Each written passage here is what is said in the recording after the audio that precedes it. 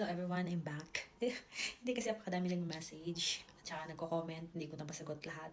Gumawa na ako ng video na ito para ito sa mga nagtatanong na how to apply, paano daw sila makapag-cross country, interested sila na magtrabaho dito. So, bago po yun lahat, bago ko po sagutin yung lahat, gusto ko lang po sanang sabihin sa inyo na bago kayo mag-comment ng mga negative or positive, please, patapusin nyo lang yung video na ito. Okay? Step by step lang tayo. First, sa mga nagtatanong how, ganyan. Bago po kayo mag-apply ng trabaho dito,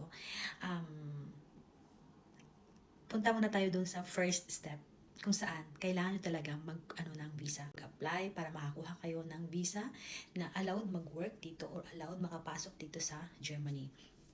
Unang-una nyo yung gagawin ay mag-search kayo or makinig na lang kayo. Ganyan. Yung unang-unang gagawin ninyo, tignan ninyo kung anong visa yung fit para sa inyo. Kasi apakadaming visa dito sa Germany na pwede ninyong applyan at hindi lahat applicable o hindi lahat ay para sa inyo, di ba? Kunyari, dito sa Germany ay mayroong dalawang types of visa. Yun ay ang short-term visa at saka yung long-term visa. Yung short-term visa, yun ay short stay visas kasi madami din. Ito yung tinatawag nila na Schengen visa or yung Schengen, something like that, sounds like that. Ito siya ay type C na visa. Hindi siya allowed mag-work, ganon. Bali ito ay para lang sa magtutour, ganyan, mag-visit sa mga family nila dito or parang tourism lang, something like that. Then, yung another short stay visa is yung business visa. Ito ay kung may mga meeting kayo dito or may mga conference or trade, okay? At saka yung airport transit visa. Yun. Siya yung for transiting through a German airport. O, di ba? Nilista ko yan. Then, next is yung, doon na tayo sa long stay visa kasi alam kong ito yung hinihintay ninyo, no?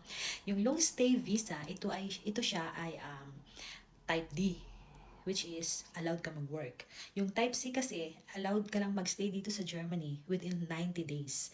After 90 days, kailangan mo nang umuwi kung saan ka galing, kung saan bansa ka nang galing. Naman, itong type D, ito siya ay ang long stay na allowed ka magstay dito sa Germany ng more than 90 days. 90 days to 1 year. Sa long stay visa na ito ay napakaraming visa yung pwede ninyong applyan. First dito ay yung working visa. Okay? Itong working visa ay para sa mga qualified professionals. Yung may mga bachelor, mga ganyan. So, ang working visa ay para sa mga qualified professionals or kung hindi man professionals, like sa ibang visa ka galing, na-convert lang into working visa. Okay? Then, next is yung EU or yung EU Blue Card. Yung EU Blue Card, ito po siya ay for highly skilled workers with university. Then, kung hindi kayo fit sa EU Blue Card, meron tayong tinatawag na Job Seeker Visa. O yun yung sa past video ko na ginamit ko sa kapatid ko. Yung Job Seeker Visa, o ito yung tinatawag na Chancenkarte Visa. Sa visa na ito ay allow the mga qualified professionals to enter Germany to look for work. Allowed kayo na maghanap ng trabaho dito sa Germany na gamit itong job seeker visa within 1 year. Okay? Within 1 year, pwede kayong magstay sa Germany para lang maghanap ng trabaho. Then yung job seeker visa ninyo or yung Chancenkarte visa ninyo, pag nakahanap kayo ng trabaho, pwede nyo na siyang ipa-change sa working visa. Para after ng working visa, may makakaano kayo mga permanent, mga something like that. Basta yun yung tinatawag na job seeker visa. Next is yung student visa or learning or language learning. Okay. Ano naman yung mga kasama dito sa student visa or itong language learning? Ito siya ay for university admission, like mag-aaral ka dito. Yan, pwede ka mag-apply sa language or student visa. Language courses, 'di ba?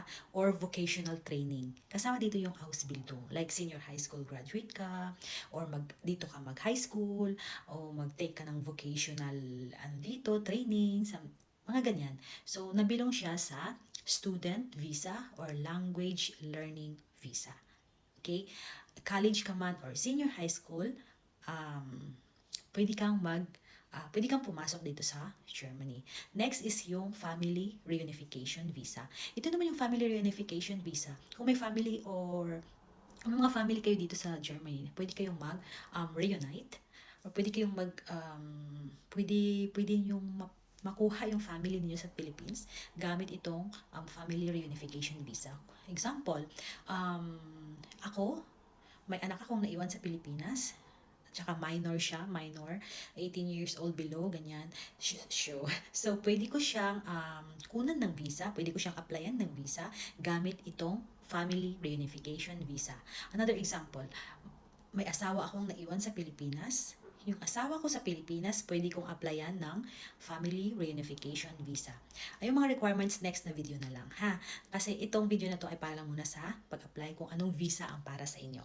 Then next is yung research visa. Itong research visa naman ay for scientists. For scientists and researchers, ganyan, with a host, okay? Magmuni-muni muna kayo kung saang visa kayo na belong or saang visa yung kaya ninyong makomply.